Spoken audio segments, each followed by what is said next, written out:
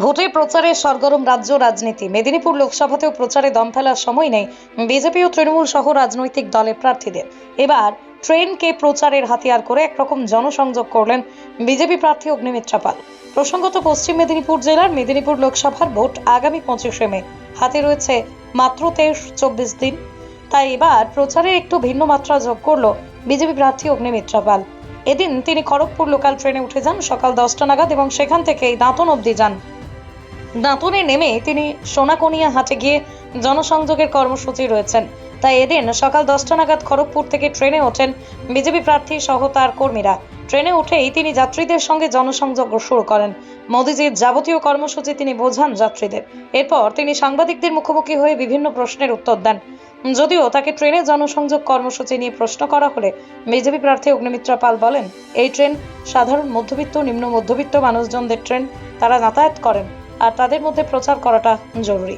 Local train বা train ভারতীয় railway আজকে ভারতবর্ষের মানুষের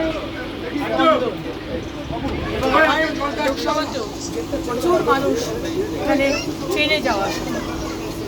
তো আজকে জনসংযোগের কী বলবো, ওয়ান অফ দ্য বেস্ট উপায় যাকে বলে সেটা হচ্ছে ট্রেন। অনেকটা একটা গরমকে কি ইয়ে করা যাবে, মানে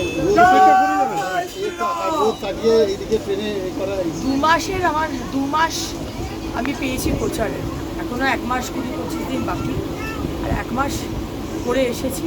45 ডিগ্রি টেম্পারেচারে প্রচার করেছি। সুতরাং রোদটা কোনো ফ্যাক্টর নয়, গরম কোনো ফ্যাক্টর নয়। আবারও বলবো, এটা আমাদের বাঁচা মরার লড়াই, এই লড়াই আমাদের জিততে হবে। দিদি, ট্রেনে প্রচার কতটা সাড়া পাবেন বলে মনে হচ্ছে?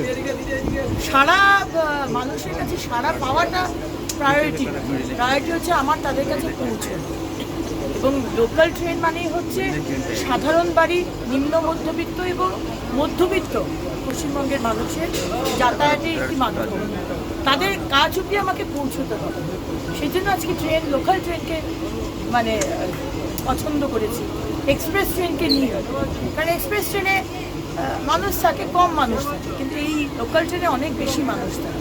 কোথায় থেকে প্রচার করে কোথায় যাবেন? খড়গপুর থেকে উঠেছি এবং নামবো আমরা দাঁতনের কাছে। ওখানে একটি হাট বসে, সোনাকনি হাট, সেই হাটটাতে আমি যাব, সেখানেও জনসংযোগ করে সেখান থেকে আমি যাব কেশিয়ারি। আপনারা জানবেন যে কালকে কেশিয়ারিতে আমাদের এসটি মোর্চার প্রেসিডেন্ট এবং তার সাথে আরও 3 জনকে তৃণমূলের হারবাদ বাহিনী মাথার লোহার রড দিয়ে মাথা ফাটিয়ে দিয়েছে। অত্যন্ত সিরিয়াস অবস্থায় বালাসোরে ভর্তি, বালাসোরের হাসপাতালে।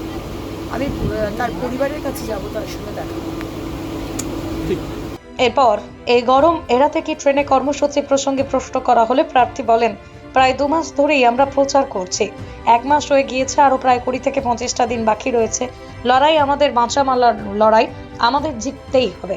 এরপরে ট্রেনের কর্মসূচিতে সারা কেমন এ বিষয়ে প্রশ্ন করা হলে প্রার্থী বলেন, মানুষের কাছে পৌঁছানোটাই আমার প্রথম কাজ, তাই এই লোকাল ট্রেনকেই বেছে নিয়েছি আমি, কারণ এই লোকাল ট্রেনে বহু মানুষ যাতায়াত করেন।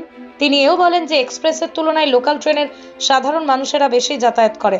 মূলত আমি দাঁতন অবধি যাব, ওখান থেকে নেমেই সোনাকনিয়ার হাটে গিয়ে জনসংযোগে যোগ দেবো। এরপরেই কেশিয়ারিতে আমার একটা কর্মসূচি রয়েছে, কারণ ওখানে গতকাল বিজেপির এসটি সেলের নেতৃত্ব এবং কর্মীদের মারধর করেছে তৃণমূল। ওদের বাড়িতে গিয়ে দেখা করব, পাশে মারাবো।